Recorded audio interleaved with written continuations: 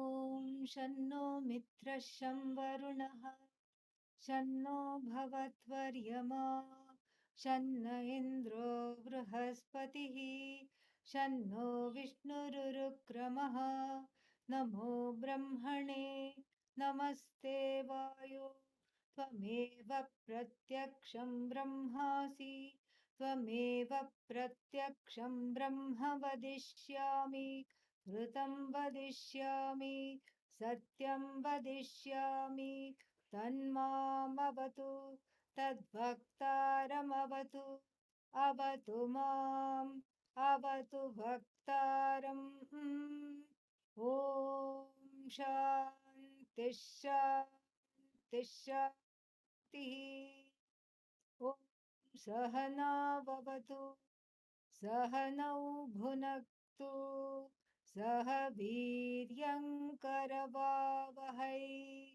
तेजस्विनावधीतमस्तु मा विद्विषावहै ॐ शान्ति शान्ति शान्तिः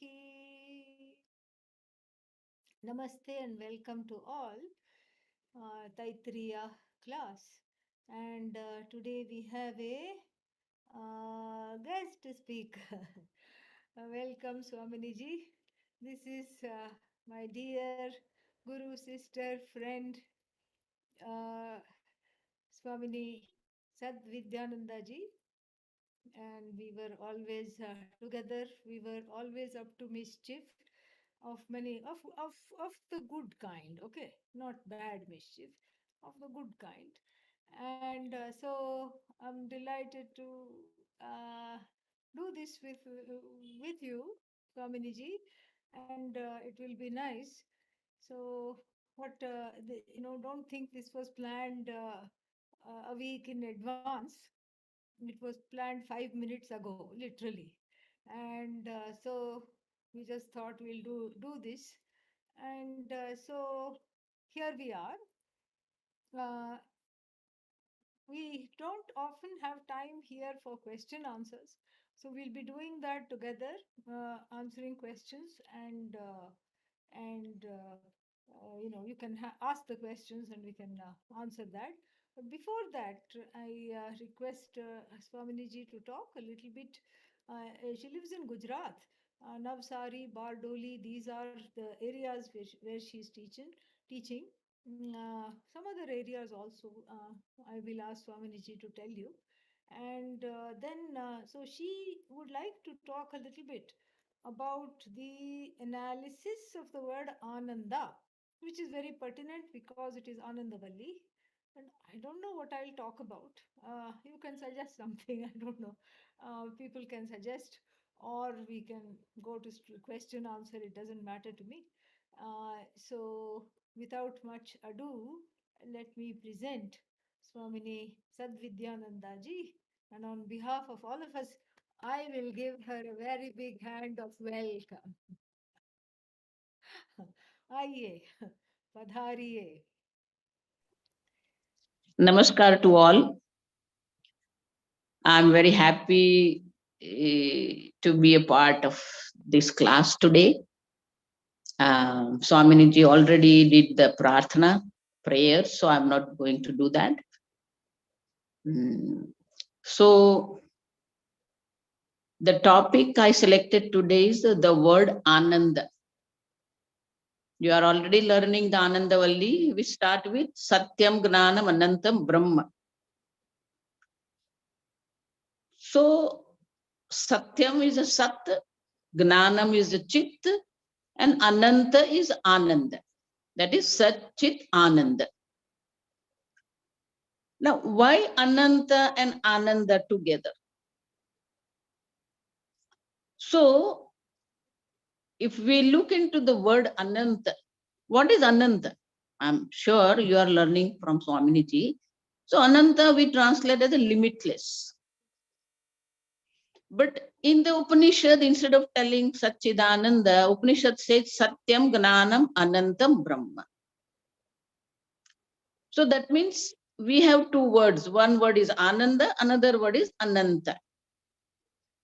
So what is the connection between Ananta and Ananda? So, as I say, generally we translate the word Ananta as limitless. So what is the connection between limitless and Ananda, the happiness? I don't use the word bliss. I use word happiness. Because bliss has its own connotation, its own meaning in other religions. So it's better to use the word happiness. So what is the connection between limitless and happiness? Are they synonyms or they have their own meanings? So let us analyze this word Anand, happiness.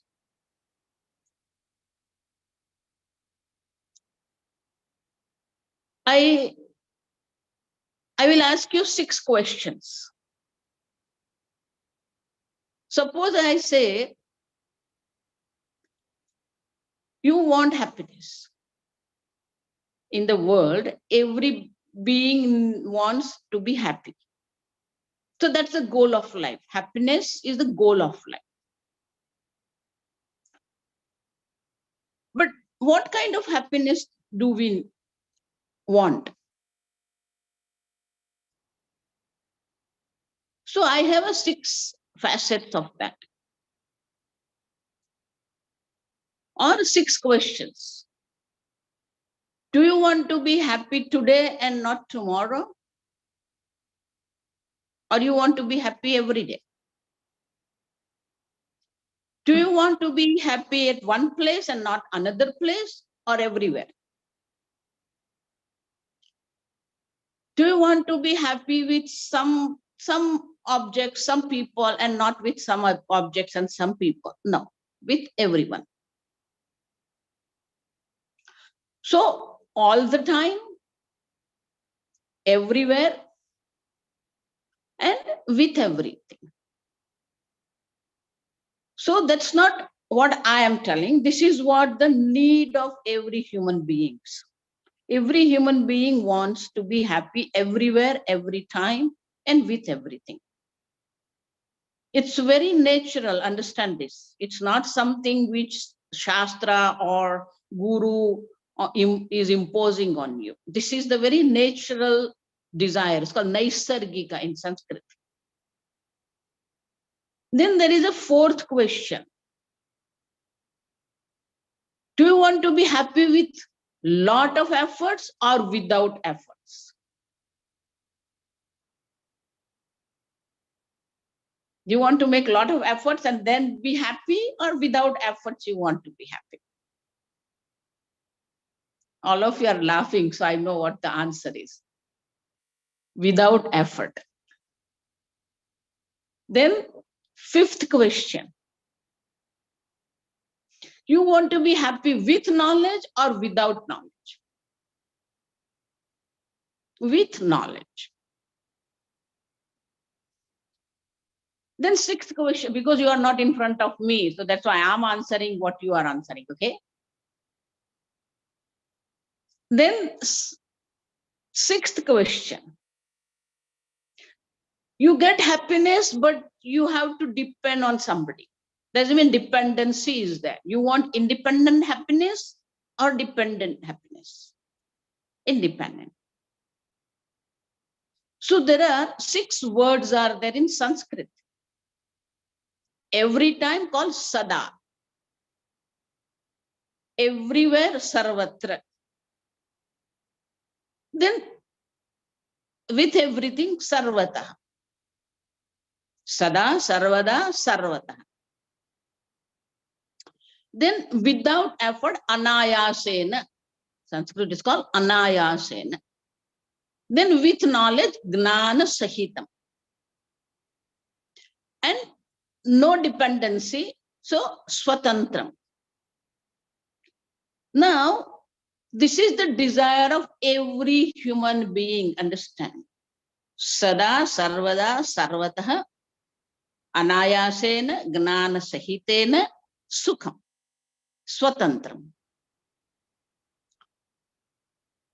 So when you put all these 6 together, instead of using the 6 words, I can say it is anantam, limitless. Do you understand now? It is limitless.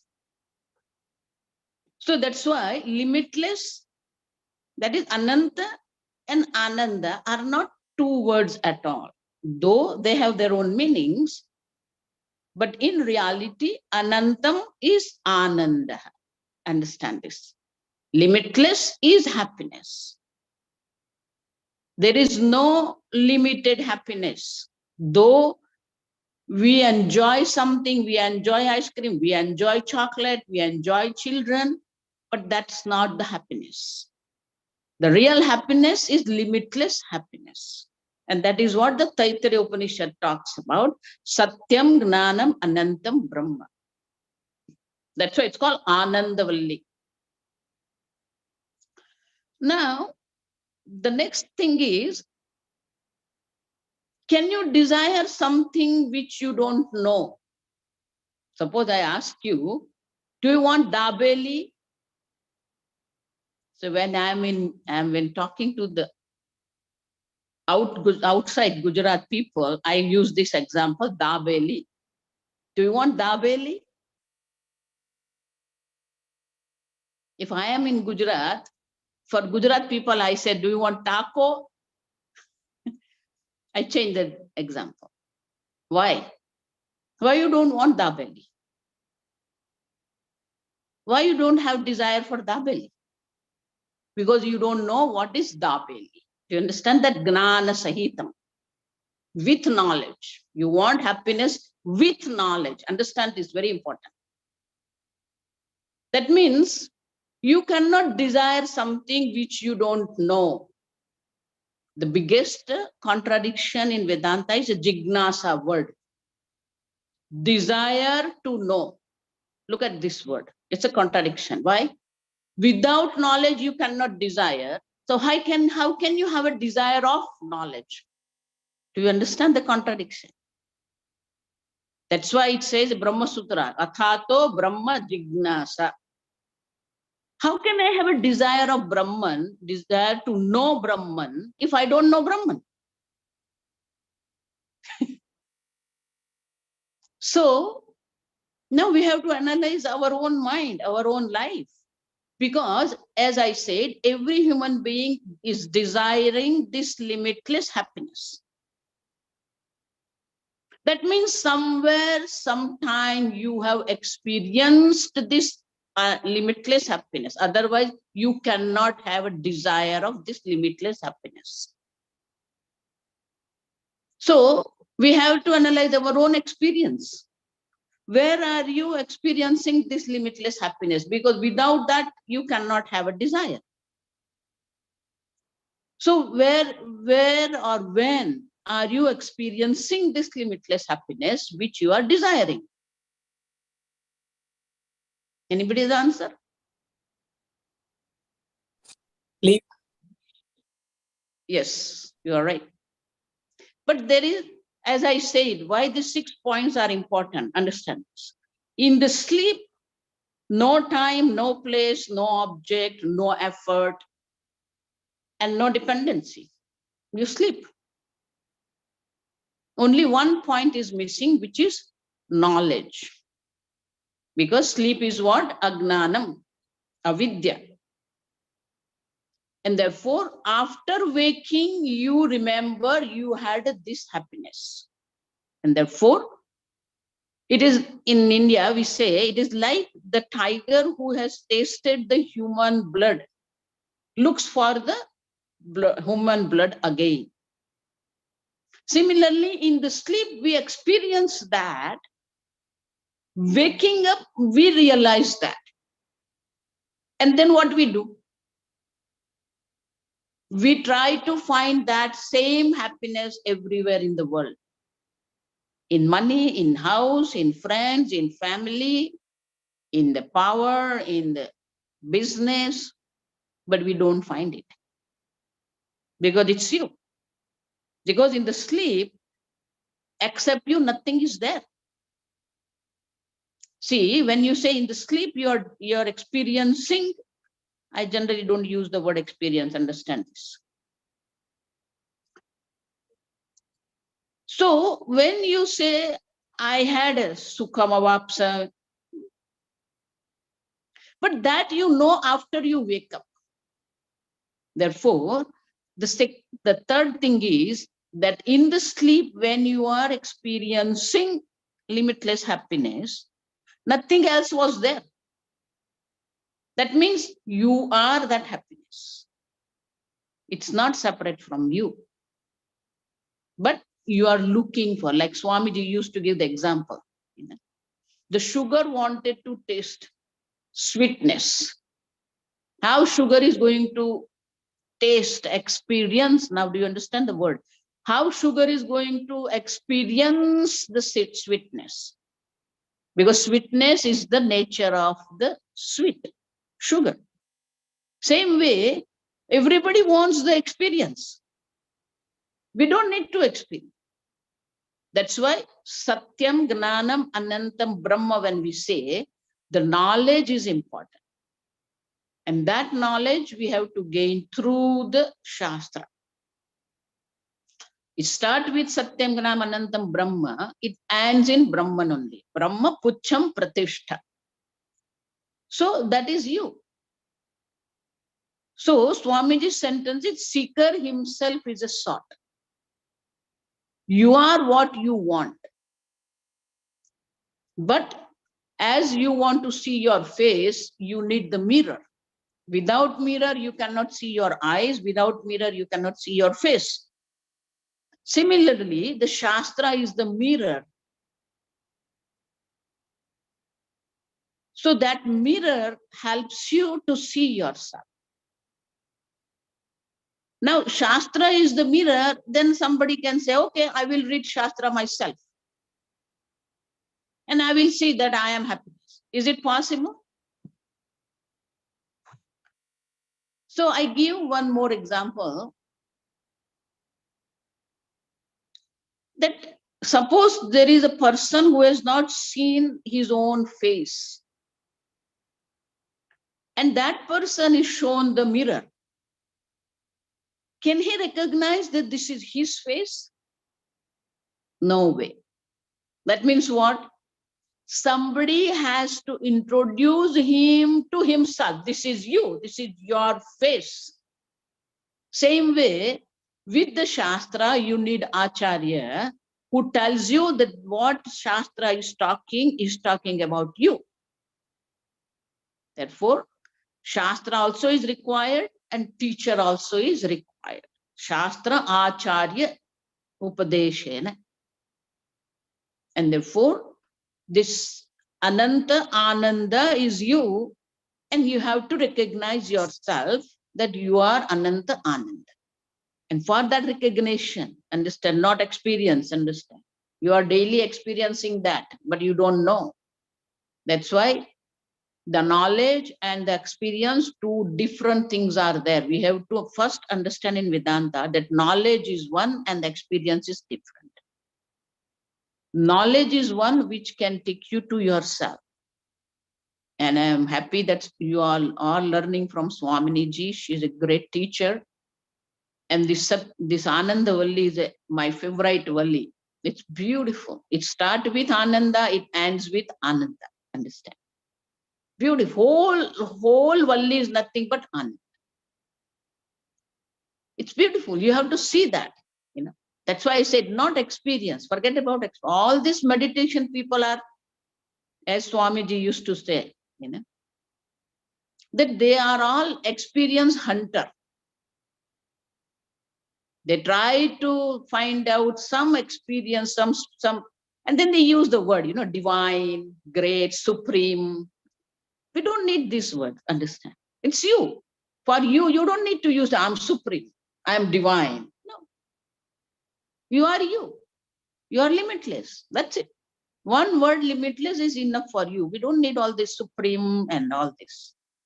And therefore, by going through this Anandavalli, Shastra helps us to see that your happiness, your limitless happiness. You don't need to go after anything. That's why in Swamiji's word, every ignorant person is a beggar. Understand? Why? We are all beggar. Why? Because we beg everything, you know. Oh son, please give me happiness. Oh house, give me happiness. You know, we are beggar of happiness. And we don't find it. At the end of life also, we don't find that happiness. Whole life is a beggar life, beggarly life, I can say. And therefore, to get out of this beggarly life, you know, to that's why now you understand now the what is the swatantra. The word independence also is important. You know, swatantram sukham. You don't have to depend on anybody. You are happiness. Why you have to depend on anybody? You are swatantra. You are independent happiness. And therefore, these two words are very important in this Ananta Ananda, is a knowledge and Swatantra, Gnanam and Swatantra. Once you understand that you are Ananda, you are limitless Ananda, then you are free. That is called moksha. Do you understand now? Swatantra means it is a freedom. That is a freedom, is that is the what we are looking for. So if you understand that you are limitless happiness, that is the freedom. And that is the moksha, that is the goal of human life. Om. Swaminiji. Thank you. Again, on behalf of everybody, we give you a big hand. Thank you very much for the very beautiful and Swaminiji, informative. your voice is not clear for me. Maybe something wrong with my mobile. Is Are people able to hear me? Okay. No? Yes? It's very Mm. feeble. Mm-hmm. Feeble Yeah. today. Yeah. I don't know why. Is it better now? Mm-hmm. No. Now better? Volume is little low. Can you increase the volume, Swaminiji? Sure. It is fully on here on the mic. Mm-hmm. I don't know what problem is. Usually I keep it at the same distance. So let us see. 1 second. How is it now? Mm-hmm. No? But Mm-hmm. How it's is it better, now? Swami. It's better, Three, Swamiji. three. I am fine. I can hear her clearly. Yeah, I am also able to hear, but it's very low volume. Okay. Okay, It's I'll okay, keep the Swaminiji. mic. I'll keep the mic right here. We thank very much Swamini Sadvidyanandaji Thank for you. making it so alive and to bring out what the purpose of this study is all about. And we thank her very much. Thank you very much. And before we open it up to questions, I'm wondering what we should do with the little bit of time that we have here.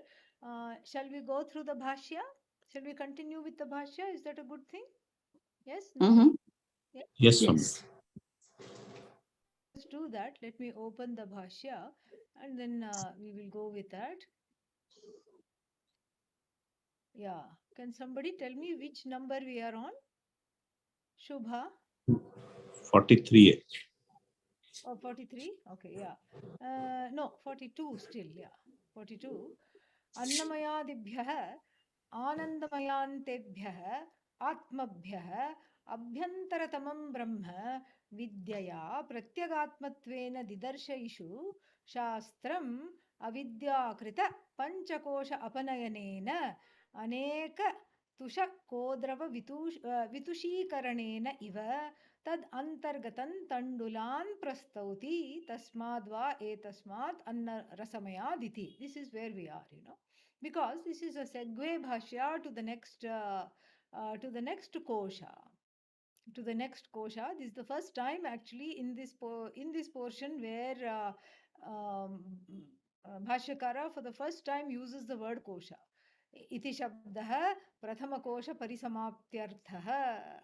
So up till now, no kosha word was even used because he didn't want us to get confused, because Bhashyakara is all about clarity. I mean, that is the brilliance here. So here now, this particular Sangati Bhashya to the next kosha, which is Pranamaya kosha. It is, as I said, slowly taking us by showing the mistake in each level. Therefore, this Anyontara Atma, like this, it has to go. Why? Because the mistake is there at every level. It's every level. And if it is a mistake, it can just be corrected. Correct? Yeah. But it is not able to be corrected because it is not known as a mistake. That there is a mistake is not understood. To take Swaminiji's example of showing the face with a mirror of the Shastra. Similarly, if the face is covered in something, like there is something on the face, that also is not known unless unless one is made aware, so that one can clean it off. And so here so this what kind of this is the thing, what kind of a mistake is there? This is very important. Is it is it some kind of a rope snake mistake, in the sense that there is a rope, but in its place I see the snake, and let's say you are also with me, another person is with me, and that person, they see not a rope but they don't see a snake, but they see a garland, another one sees a stick. Is it that kind of a subjective mistake, or is it a universal mistake? This is something which is very, very important to think about. Because if it is pratibhasika, meaning a personal subjective mistake, then what happens? Then, it is up to me to correct it. It becomes a psychological affair.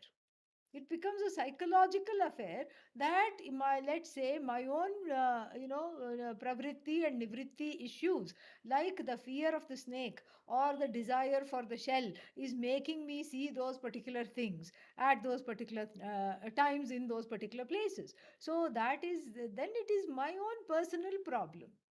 It's my disappointment, it's my fear, and it is, I have to do something about it, because nobody else is seeing this, only I am seeing this. So therefore I have to go to the therapist or whatever it is to get this corrected, or I have to do some kind of an inner work to get this corrected. So is it that kind of a mistake? What Annamaya, meaning this taking this as kosha means a locus of error. So this mistake, what is this mistake? Dehatma buddhi mistake. So is this dehatma buddhi mistake pratibhasikam? This is something which is very, very important to understand. And is it a personal private mistake? If it is a personal private mistake only, then we do not need the Upanishad. Because then we'll have to have 100 Upanishads for each and every personal private mistake each and every person is doing. Yes, it's a private mistake, all right. But then it is also a universal mistake. Because that dehoham iti buddhi, dehatma buddhi, dehe atma buddhi, that kind of a mistake is there for every single person, not just on this planet, but if there is some kind of a human life anywhere else, in any other planet, I bet they will also make the same mistake. Definitely. So this dehatma buddhi is not a personal mistake. I mean, it is a personal mistake in the sense that I have to correct it. But it is also a universal mistake because of a universal reason. What is that? What is the universal reason for this mistake? Anybody? Ajnanam. So, Atma-jnana. Avidya. Atma-jnana. Avidya. Vidya, Ajnanam, same thing. And so, just before this, Swaminiji was telling me that, oh, my name is Sadvidya. She said, your name is Swatma Vidya. We have Vidya in our names. So I said, yeah, now we are going to tackle some avidya. This is what I said. So, so that this is what it is. So this ajnanam, avidya, that is the cause. That is the general cause. So then the mistake, even though it is particular, yes, it has to be addressed at the particular level, because I am seeing something that is not there. I am seeing a non-existent snake. I'm projecting a non-existent snake upon a rope, which is not there. And that projection is because of fear, and that fear is because of dvaita, and that dvaita is because of avidya. Same, you can trace it the whole way. Dvaita means duality, that everything is separate from me. I am disconnected from everything else. This is the cause for this, and that is so. Therefore, you cannot take it to just be a personal, private, pratibhasika level mistake, even though it is that. But at the same time, everybody is having it. And not only is everybody having it, each one is allowing this mistake to continue by keeping on asking about the body. When you meet somebody else, what other topic is there? How are you doing? Where is, and especially if a bunch of elderly people, in the 80s and 90s sit together, what else will be the subject matter? Where is it aching for you today? For me, don't even start. I can't even begin to tell you where all it is hurting. Oh, here is my blood test. Look at my cholesterol. It is through the roof. Oh, this is nothing. You should wait and see my cholesterol, how much it is. So, this is the only thing. So, this Dehatma Buddhi only keeps reproducing itself. And therefore, it is a very, it is a very funny kind of a mistake on the cusp of the pratibhasika, and and at the same time it is collective. It is part of the this avidya, which is the collective unconscious. That's what it is. So everybody projects something or the other. Just like the person in twilight, without having the knowledge of the rope, without being able to see the rope properly, projects the snake, which is in their own head in the form of fear. Yes, so too, exactly in the same manner, one projects one's own fears and desires, one's ragadveshas upon the universe. And the universe, the Jagat, starts with its own body, mind, sense complex, nothing else. This body is part of the Jagat.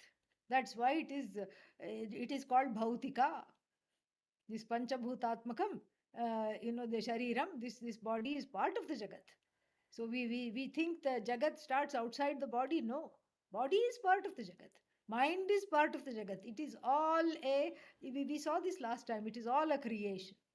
And so therefore, this is a personal mistake, but yet it is collectively found, which is why the Upanishad has taken so long to talk about this and has talked about the Annamaya Kosha in such great detail.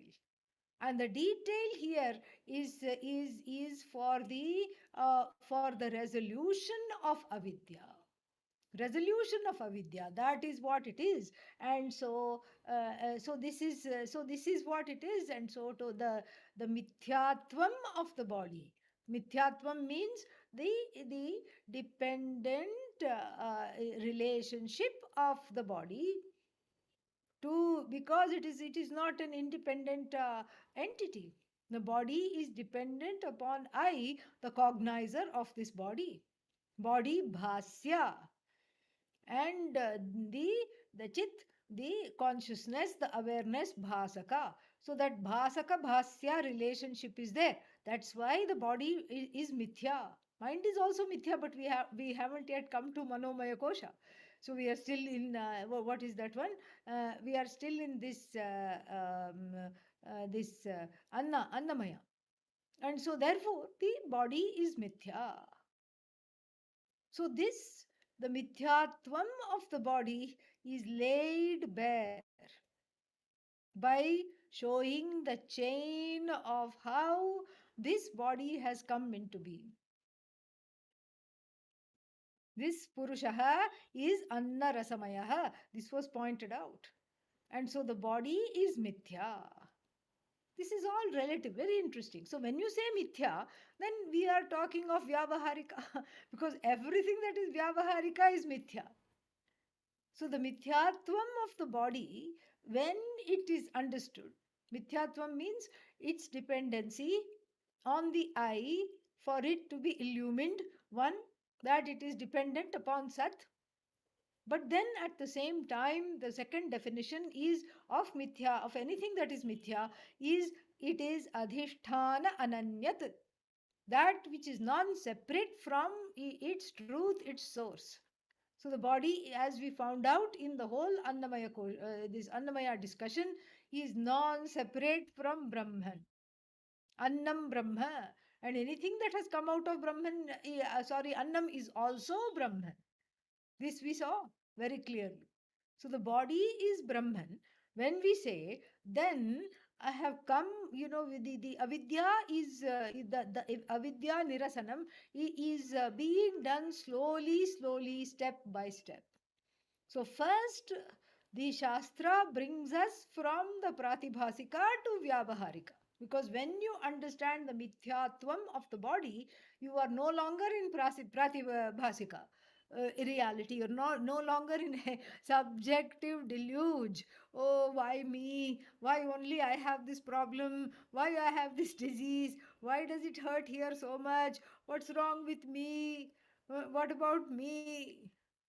So this why me? This kind of a cry, and now we are told that it's no longer I have, whenever I talk about the population, I say 7 billion. Now it is 8 billion. Somehow we managed to the world population is 8 billion. So each one is feeling singled out. Each one is saying, why me? Think about it. 8 billion people in the whole world, all of them simultaneously crying, why me? Kathamaham Shantimeshyami. Well, when will I gain peace? What's happening to me? Okay, all 8 billion people. Yeah, and of course the babies are crying, so even without saying why me, they are crying. Everybody is crying. Think about it. And everybody is saying, I alone am targeted. That is why Mahavishnu does not require cable TV. Okay. Yeah. He and Goddess Lakshmi, they, they sit in front of each jiva is a reality channel. They can just look into each jiva's life and laugh. That's what it is. Endless comedy. Endless comedy. Day, night, somewhere there is night, somewhere there is day. It'll be non-stop. Non-stop, unlimited 8 billion channels. That's why there is no TV needed, because look at the ridiculousness of this. How ridiculous it is. Everyone saying, why me? I'm the only one that is targeted. This is Pratibhasika.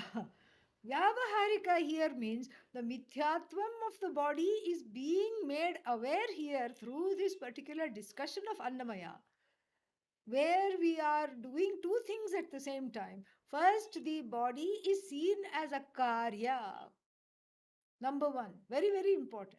And that karya resolves in its karana, because the karya is karanat ananyat.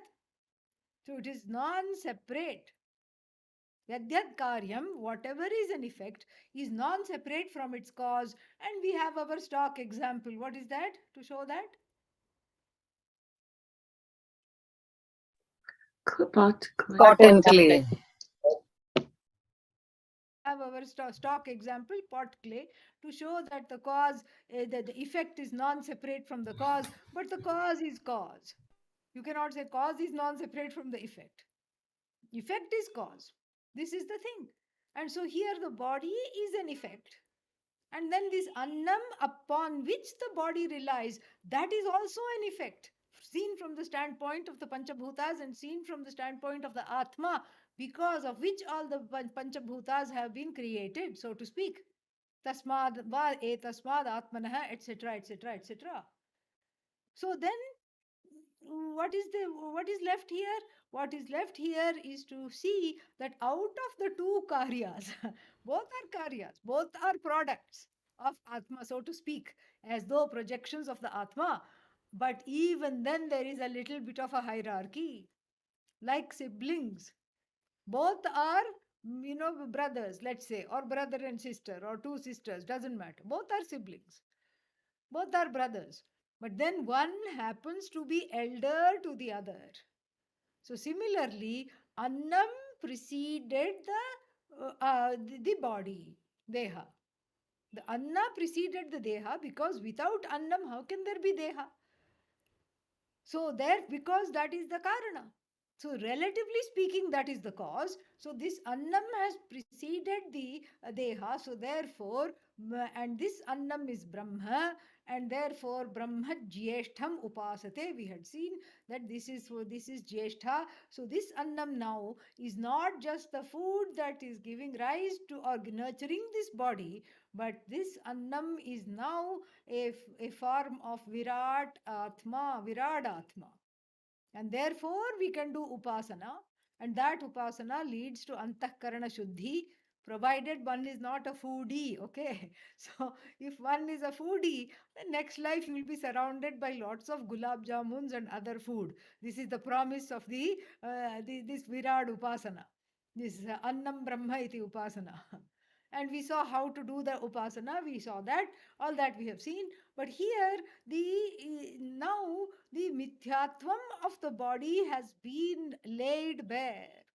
And when the mithyatvam of the body has been laid bare, then what is then the person is floundering. Oh, I thought, I thought deha, I thought my body was real. But now you're telling it is a dependent reality. Yes. Then the question comes, what is real? That's where the person wants to know. I want to know that which is real. If body is mithya, then mithya means vyavaharikam sat. If it is mithya, then what is satyam? What is paramarthika? Then that is why here, for the time being, the paramarthika is going to be told as anyontara atma pranamaya. Previously, the person had atma buddhi in what? In the deha. So straight away, if that person who is just being forced literally to let go of that old relationship with the body as a bag of complaints, as a magnet of attracting all the iron filings of projections, if that was the case, now the person is floundering. What is real? And if the person is told you are Ananta, Ananda, all these things, they will not understand. It will be more like a spiritual, what Pujya Swamiji used to call a spiritual bypass. You cannot bypass everything, because whatever you bypass, then if you bypass all these things, the knowledge passes you by. That's what happens. So then there will be a dissociation. I'm not the body, I'm not the mind, Mano buddhi ahankara chittani naham nacha shrotra jihve nacha prana grana netre. But then the last line is forgotten. Chidananda rupa shivoham shivoham. And so therefore, for the time being, the quote unquote paramarthika, relatively speaking, is going to be told as anyontara atma pranamaya. And then what? The atmatva buddhi that you had in the body was purely because of avidya, and avidyaya parikalpitaha. So this mithyatma, and then this, now the paramarthika atma is what? Is pranamaya, like through the arundhati darshanam. Arundhati nyaya, arundhati darshana nyaya is there. We talked about it last time. And so you can't immediately show Arundhati. It's a small, tiny star. You have to show the pole star. You have to go from there to this, and then something else, and then Vasishtha, and then Arundhati. So like this, this is why this is and the Shastra told you right away. The Shastra told us Nihitam Guhayam Brahmavid Apnoti Param. It started with a big bang. There was no introduction, nothing. Now it is taking its time to unfold and shake out the avidya. The avidya likes to hide in corners like a cockroach infestation. And so, what do you have to do? You have to turn on the light. When you turn on the light, they all scurry and go off somewhere. Then you go to all the corners and you light up the corners, and then they have no place to hide. They come out, and you nicely escort them out of the house where they belong. Okay, they don't belong in the house. You nicely take them in a towel or with the help of a some kind of a dustpan and a towel or a inverted glass or something like that. You take them out, you escort them out. Same thing one has to do with avidya. And so therefore, since the atma buddhi is all over, in the in the physical body and everywhere else, then so what to do? So now the person who is wanting to know what is paramarthika is told anyontara atma, what? This pranamaya tena eshah annamaya purnah. And we saw the example. What is the example? It is like there used to be an grain called kodrava, and this kodrava had full many husks, and that removing the unhusking of this kodrava grain to show the tandula here doesn't mean rice, it means the grain, this vitushikaranam. The tusha means the husk. So the husk which had enveloped everything is slowly being dehusked, and so you have to keep on removing the layers in order to show the grain. And so similarly here, anyontara atma, etc., etc. So then to get to that abhyantara tamam brahma. Abhyantara tamam means innermost. Innermost means what? Where is it? Not a location. Innermost means from the standpoint of this enquiry. More we'll see next time. And now we can have some question answers. You can ask questions about this class, about the Upanishad, or anything else that you want. Okay, so we will have some question answers, and we will. You can ask either by unmuting yourself, or you can ask it by typing in the chat pod. You can ask it in two ways. Okay. Yeah. One question is already there. While listening to you in the class, everything seems simple, understandable, and understood. After the class, when I try to articulate what I understood, imagine explaining this to someone, a sort of manner, I draw blank, and it happens consistently. Does this mean that my understanding is superficial? Swaminiji, why don't you take a shot at that? Okay. See, that is why I say that we want to experience the happiness. That is the problem. In the class, because intellectually you have understood what is said in the class. But to see that you are limitless happiness, you are Ananda, you are not this body. It is a buddhi grahya in the understanding you have, but then when it comes to the transactional world, vyahvarika, it looks like I'm not limitless happiness. That's not the point. Understand? You are limitless happiness, as Swamiji used to say, as a limitless happiness, you transact in this world. So Swamiji used to give the example of a person who is coming from very economically low family, and then parents, because of the parents' hard work, he got engineering degree. And he was being appointed in the one big company here in India, we call Larsen Tobro, L&T, we call it. So Larsen and Tobro company gave him job So now he is an employee of this L&T. Now, when he is an employee of L&T, then his look, his dress, his way of talking, everything is changed. Why? Because I am an employee of L&T. So that is called owning up. In the Atmasat, in Sanskrit it's called. You have to own up that, So then he went for the job, and after 6 months when he came back, his mother was looking at him like she's looking some unknown person. Why? Because his speech, his way of talking, his way of walking, his way of eating, everything is changed. So then his mother said, "What happened to you?" He said, "No, I'm fine. What's the problem?" No, no, no. You are changed. Now tell me, what kind of the change he had? He has owned up that I am the employee of L&T. Same way, you have to own up that knowledge. Knowledge is there in your buddhi, but it takes time to own up that knowledge, which is called nididhyasanam. Swamiji will explain to you, but it is called nididhyasanam, owning up the knowledge. And it takes time, but it will come. So that is why we have to have, Shankaracharya says, Pauna Punyana Shravanam Punya. You keep listening to this Shastra, slowly you will own up this knowledge. It takes time. Am I clear? Swaminiji, you want to say something? No, you said everything. Perfect. Keep listening. That's the best thing.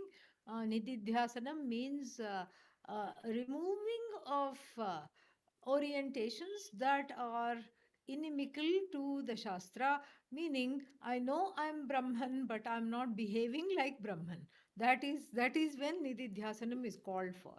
And that is that is just called like chewing the cud, like the cow eats everything quickly and then goes and sits in the shade of the tree, under the shade of the tree, and regurgitates what it has eaten, and then slowly chews the wheat grass, and slowly chews the grasses, and then and assimilates. So this assimilation of Vedanta is the key to life, and that is basically what one has to do. And to do that, you take some sentence of the Shastra, like asangoham punah punaha, or I am uninvolved with any of these things, and like this, that simple sentence, or a sentence, Sachidananda Swarupoham, something like that. You take that, which you already know the meaning, and just to contemplate on that. That is the way to do it. That and Shravanam should do the trick. Yes, Swaminiji has explained very well. Then the next question is, how does one understand Devatas, Gandharvas, etc.?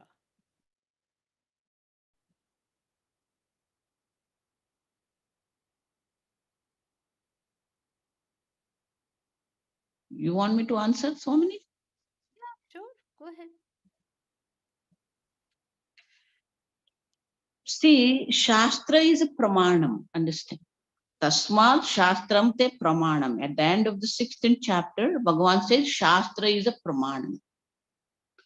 So, I'm sure Swaminiji has explained to you that when we use the word pramanam, there are other 3 words comes with pramanam. That's a definition of pramanam. Apurvam, Avadhitam, Swatantram, pramanam. So, apurvam means unique.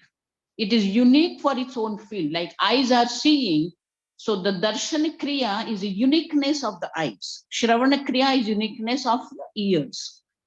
So every pramana has their own field, and no other pramana has access to that field, and that's why it's called apurvam, unique. Then abadhitam, the knowledge which is gained by one pramana cannot be negated by other pramana. Abadhitam. So what I have seen through the eyes cannot be negated by the ears. Because why? Swatantram. That's why the 3rd word. Every pramana is swatantra pramanam, doesn't need any help of any other pramanam. So now when we say Shastra is a pramanam, that means what? What Shastra says, cannot be known by any other pramanam, cannot be negated by any other pramanam, and Shastra is the independent pramanam. So Shastra talks about Devata, Shastra talks about Yaksha, Kinnara, you know. Gandharva. So Swarga, Naraka, Purva Janma, Uttara Janma, Papa, Punya, Adharma, Adharma. Understand? Dharma is not in the action. Dharma is in the vidhana of Shastra Vidhana. That's why Bhagavan says in that verse, Shastra Vidhanoktam Karyam Kartum Arhasi. So Shastra Vidhanam, there is a Papa and Punya, what we call, or Dharma Adharma we call. It is not in your action. It is in the Vidhana of the Shastra. So Shastra is a pramana for all this. Dharma, Adharma, Papa, Punya, Ishvara, Avatara, everything. So Devata, Yaksha, Kinnara, Shastra when tells there is a Yaksha, Shastra when tells there is a Karma Devata, all this Anandamaya, in this Anandavalli, it will all come. Karma Devata and all that. Pitru. So we have to have, that's why we call Shraddhavan Labhate Gnana. We need Shraddha. That Shastra tells there is a Devata, we have a Shraddha that there is a Devata. And therefore, by our own eyes or with our own ears, we cannot experience them because it is not the part of the pramana. And therefore, when we talk about all these different types of the lokas, Chaud loka, what we call 14 lokas, so I'm just saying it's a tiffin box, Bhu, Bhuvaham. So all 7 up and 7 down. That is what Shastra, that is a pramanam. And we have to have Shraddha in the Shastra. And that's why Bhagavan says, Shastra Vidhanoktam Karyam Kartumarhasi. So through the Shastra Pramana, we know that all these different kinds of the units, bodies are there. Yaksha, Kinnara, Asura, Devata, Danava, all this, it's Shastra Pramana. And we accept that Shastra Pramana. And then in the Pramana, there are 2 types of the topics are there. One is called Nitya Paroksha. Nitya Paroksha means it is always, for this life, it is a Paroksha. It cannot be known directly by your senses. And that's why all these topics about the lokas and bodies are called Nitya Paroksha, which cannot be experienced or known in this life. Am I clear? Which Pujya Swami used to call as non-verifiable belief. Huh? Swamini? Which Pujya Swami used to say non-verifiable beliefs. You're right. Non-verified. Yeah.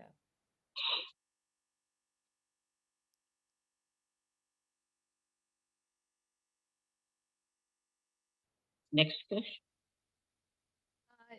To add to that, a But little bit, if I may, Some there is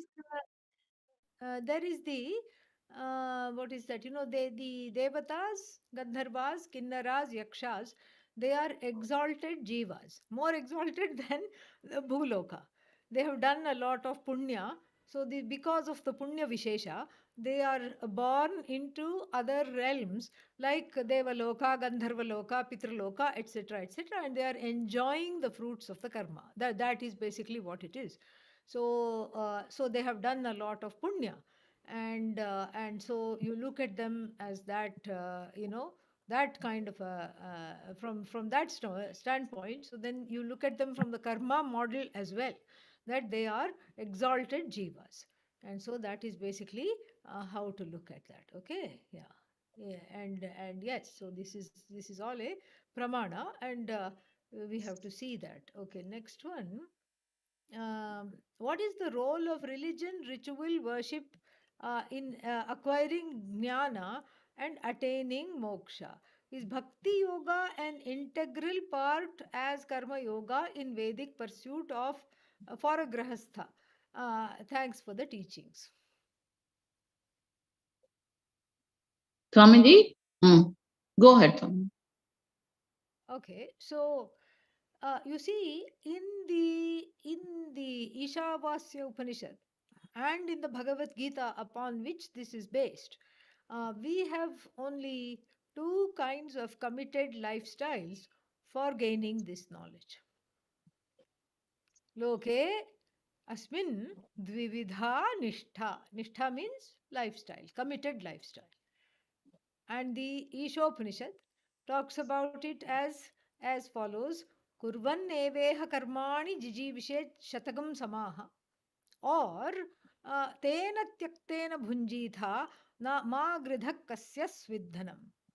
So the former is the so-called path or the lifestyle called karma yoga, where since the person is unable to do tyaga completely and take to a life of this knowledge, since the person has many competing and many desires, they want a garhastya life and all these things. So for them, this has been advised. And Pujya Swamiji used to go to talk about this wonderful example of going to the airport. So if you're on the way to the airport and if you're early, then what will you do? You may pick up some food, or because they don't feed you on the plane. Okay, you pick up some food. So when you go to the shop to buy the food or something to take on the plane, you are not shopping for the whole week. You are only going. You are headed where? To the airport. Then you may say, oh, I may drop my dry cleaning off. I have it in the car. But even when you go to the dry cleaner's shop, you are going where? To the airport. And then you may park the car at a friend's house and have a cup of chai with them, and the friend will drop you to the airport. Where are you headed? Airport. This is the idea. In Karma Yoga, the destination is moksha, but then you have all these stops along the way. The stops are not the destination, they are just little things along the way where you learn, where you grow, where you gain vairagya, where you gain inner shuddhi, antahkarana shuddhi. This is one particular lifestyle. And then the other lifestyle is akin to a person whose head is on fire. When the person's head is on fire, then he or she will not stop on the way to admire the roses, or or do something else, or to call a friend. Immediately she or he will run to the lake to douse the head. And even if there is a favorite coffee shop on the way to the lake, they will not even see that coffee shop. This is the person whose head is on fire, is akin to somebody who has the burning desire for knowledge, who has vairagya, who has viveka, etc., etc. So these are the two lifestyles. Now, when we were undergoing the, what is it that called, the independence movement, etc., etc., and there was, the Sanatana Dharma was little bit in peril. Swami Vivekananda emphasized bhakti, the role of bhakti, because he felt that the bhakti was not being able, it was not being talked about by people. And there was a lot of, because of the British influence and the colonial influence, so many things were happening. So he just sort of emphasized that. But that is not part of the traditional shastra pramana given kind of a way of life. Because bhakti means, what will you do? You will do bhajans. That is karma. You will do meditation. That is karma. Everything is karma. So, and then even the Jnana Yoga person is a bhakta. Without bhakti, they will not take to a life of knowledge. Without bhakti and shraddha. And then again, without bhakti, there is no karma yoga. So bhakti is common to both. And having said this, rather a long answer to this, having said this, without bhakti, there is no mukti. That is the thing. Without bhakti, there is no mukti. And that bhakti is the one that, it is like a soap. We can take a shower and wash off all the dirt with the soap that we use on the body. But what is the soap for the heart, the mind, which has all the kama, krodha, all kinds of things, resentment, fear, anger, and feeling cheated and feeling defrauded and feeling victimized. And that bhakti is the soap. Harinama is the soap. And that is how the heart is cleansed. And without bhakti, there is no mukti. That bhakti is part of jnana. That bhakti is part of karma yoga. Any yoga, either your karma yoga or jnana yoga, bhakti is central, integral. Anything you want to add, Swamini ji? No, perfect, Swaminiji. Okay. So next one, Atma is equal to Brahman is known only through Shabda Pramana. Does contemplation after Shravanam and Mananam on this truth finally result in owning up this knowledge without a trace of doubt? How do I grasp the fact that there is only one source of sentience?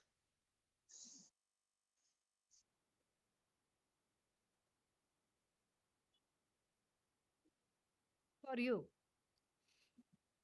Me? go ahead. You answer. Yes. Okay. No, your turn now. You answer.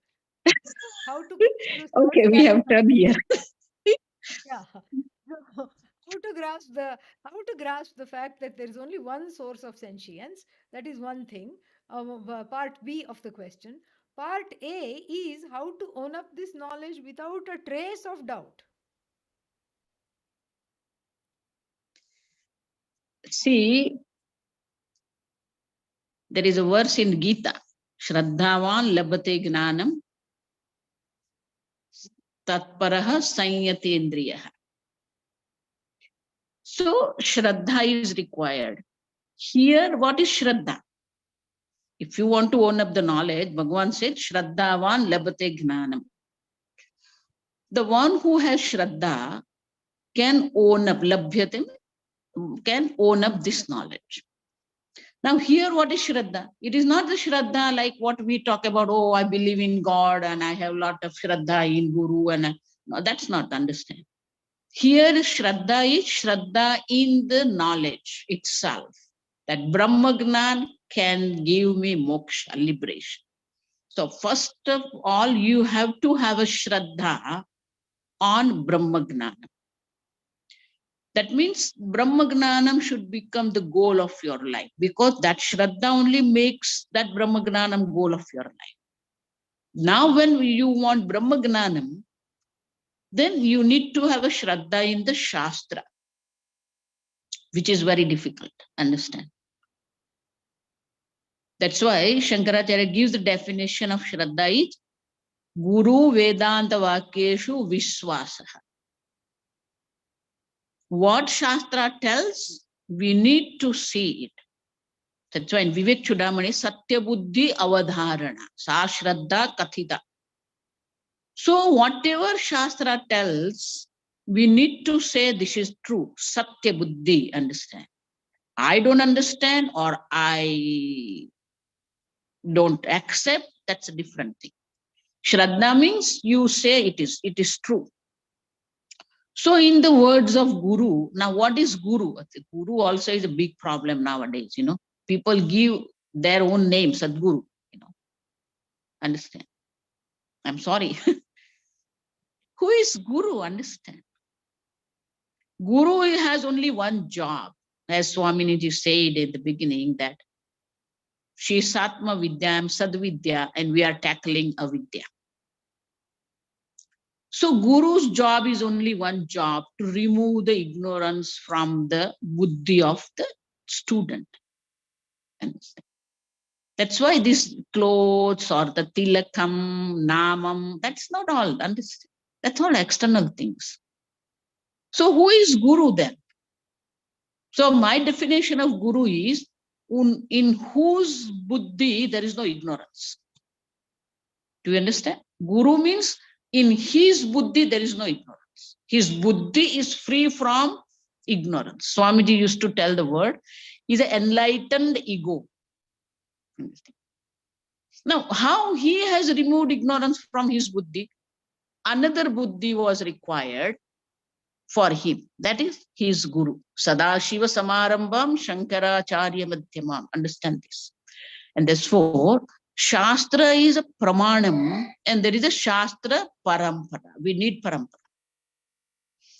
So Shraddha means we have to have Satya Buddhi. Whatever is said by Guru or Shastra, it is true.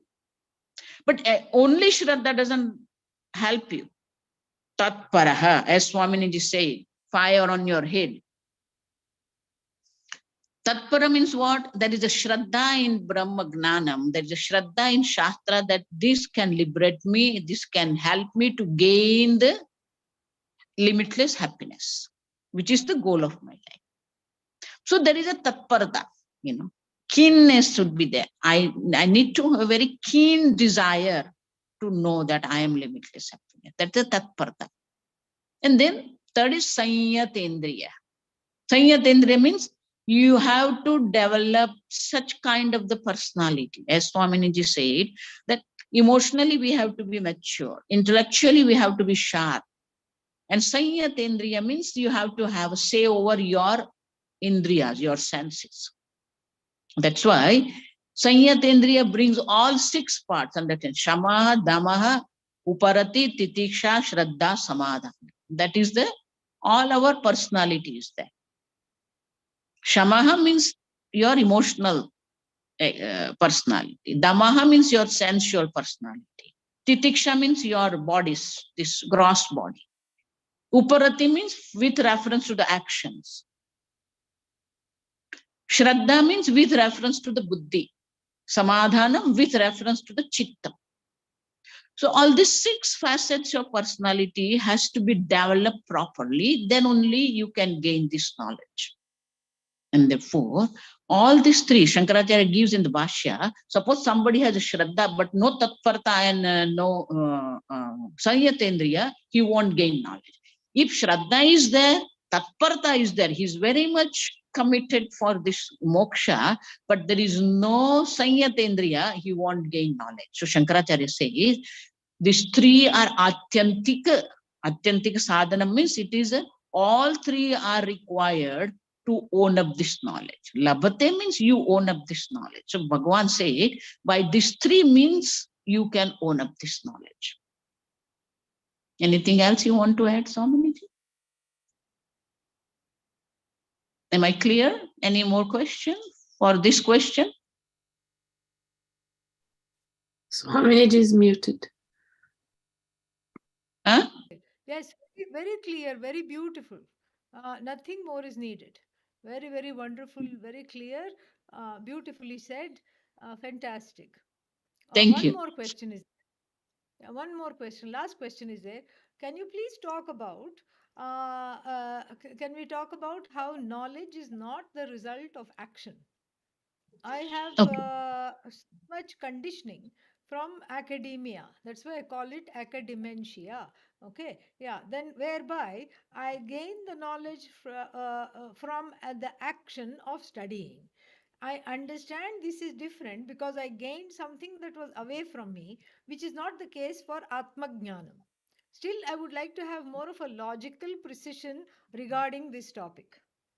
So, I think that perhaps we can talk about Swaminiji. We both can talk about the 4 kinds of things that karma can do. Mm-hmm. Yeah, please start with that, and then I will continue. Let us analyze what is action. Yes. So first thing we have to understand why person act. What propel person to act? Understand. So in Shastra we say, Janati ichhati karma karoti. Understand.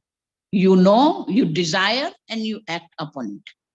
So Swami used to tell, you have knowledge of a lot of things, but you don't desire all of them. Sorry, Swamiji, Only so sorry. 1% things you desire what you know. Out of that, for 1%, you act upon. So the action is there because there is a desire. And desire is there because there is a knowledge of the object.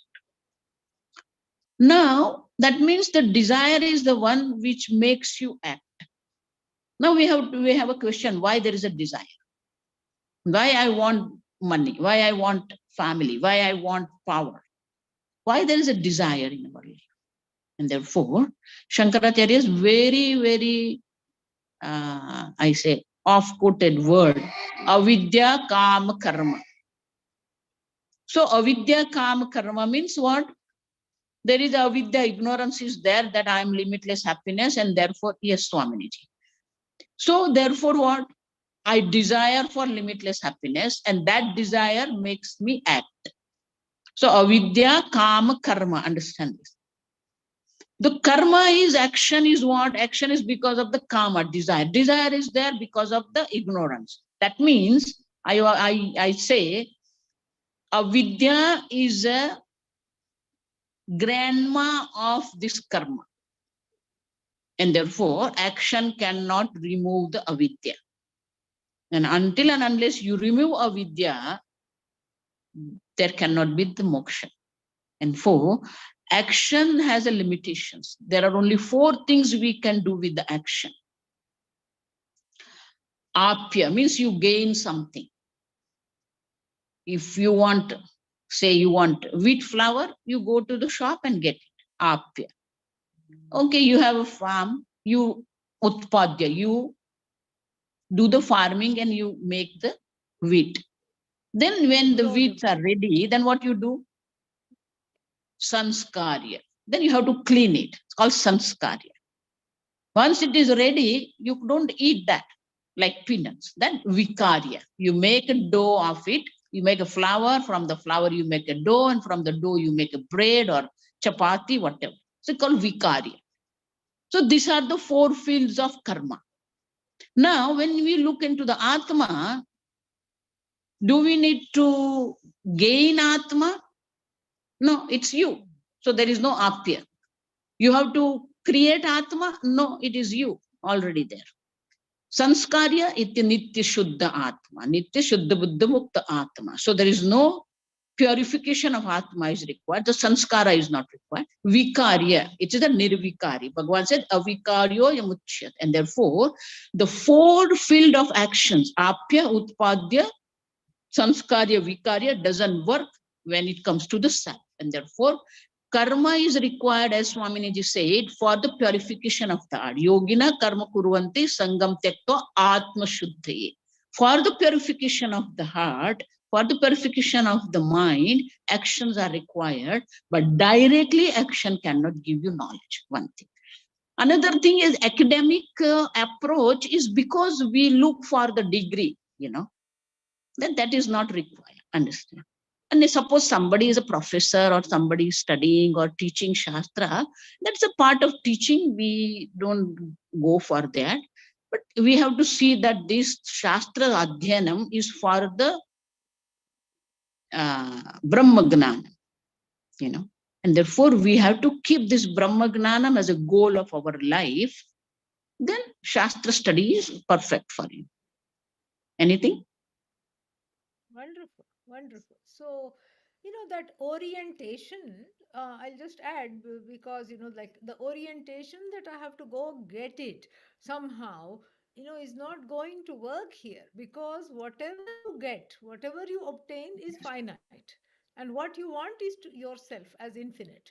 In this, if we remember that whatever you objectify, whatever you get, and whatever you make, whatever you clean, the result of all these 4 Swaminiji, kinds of I'm actions. sorry, Swaminiji, my mom is calling me. I have to go. Yeah, yeah, please go. I'm Okay, really sorry. all the I'm best. really sorry. I'm sorry for all of you. She I needs have to you. go. My mom Please is take care. calling me. Yeah, Om, please thank take you care. very much to give me the Thank you, opportunity Swami. to chat. Thank you very Om much. Namah Om, Shivaya. om, Thank you. om. Oh, take care. So this is what we so any of these 4 things are the are finite. Whatever you get, whatever you obtain from karma is finite. It has an end result, and it is because anything that's a product is finite because your effort, the karma as action is finite, karma phala as the result of action is also finite. Okay, and so that's why what you want is the infinite. So logically you help yourself with that. Okay, yeah, thank you for your patience. We went a little bit over time, 4 5 minutes. Thank you all for joining, and we will say the closing prayers. And after this I have some travel coming up, so the next time this class, it is already put on the website. The next time this class will meet is in the first week of the what is that, 6th, 5th, 6th December or something like that. Can somebody tell me, please? Let us just The 5th, I think, Swami. Fifth for US and sixth for you, Swaminiji. Yeah. So fifth, sixth, 2 days. That is when we will. Yeah, no, third, fourth. No, not third, fourth. Yeah, fifth is the. We'll start with Gita Bhashya class. So fifth Gita Bhashya, sixth we will have Shatashloki, and then this class will meet on 9th and 10th. All right, 9th, 10th, and 10th, and that is what we will do. And so till then, take care, be well, and we'll say the closing prayer.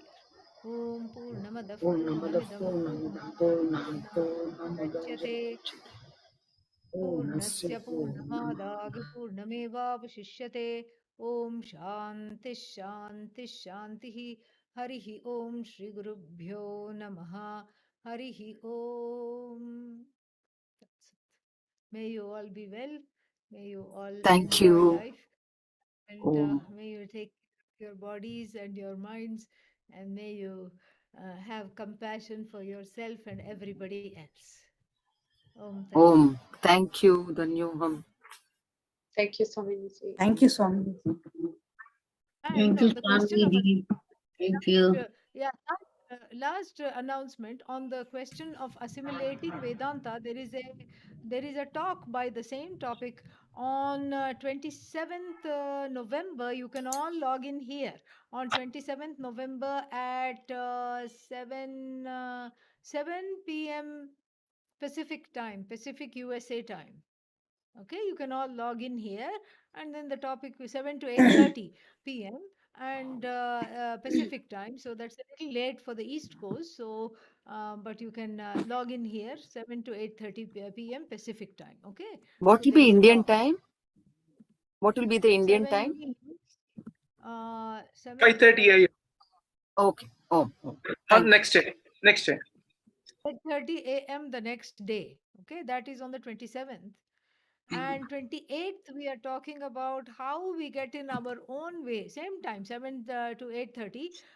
We are talking about how we get in our own way while understanding this knowledge.